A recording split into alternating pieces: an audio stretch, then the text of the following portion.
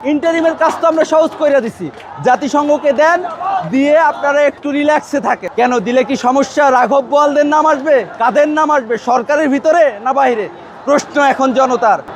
এটা শাহবাগ নয়, এটা এক টুকরো বাংলাদেশ। আজকে জাবের ভাই যদি চাইতো, ইলেকশন যদি করতে চায়, বাংলাদেশে 300 আসন আছে। আই রিপিট, 300 আসন, যে কোনো আসনে ওপেন চ্যালেঞ্জ। হাদির উত্তরসূরি হয়ে কেউ যদি আসে, ইনশাল্লাহ আনপ্যারালাল আনবিটেনভাবে সে সংসদে যাবে। এবং আমাদের সংসদের প্রতি কোনো লোভ নাই। আমরা চাই বাংলাদেশ সোজা সাপটাভাবে চলুক।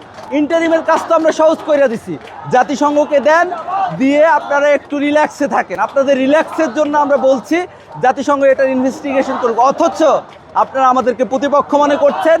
জাবেরের মতো মানুষ, যা কি বলবো, ইনকিলাব মঞ্চে যারা আছে তারা কোনো লোভ নিয়ে নাই ভাই, বাংলাদেশ চেঞ্জ করতে চায়। এটা যদি অপরাধ, তাহলে আমি অপরাধী। আমি ছাত্র দল করি না, শিবির করি না, ছাত্রলীগ করি না, কোনো রাজনীতি করি না। আমি একজন বাংলাদেশি এবং সাধারণ নাগরিক হিসেবে এতটুকু চাই, জাতিসংঘ হাতে দেন। কেন দিলে কি সমস্যা? রাঘব বোয়ালদের নাম আসবে? কাদের নাম আসবে? সরকারের ভিতরে না বাইরে? প্রশ্ন এখন জনতার। অতএব জনগণকে খেপায় না, এটা শাহবাগ নয়, এটা আই রিপিট, এটা এক টুকরো বাংলাদেশ। আবারও বলছি, এটা বাংলাদেশ কিন্তু।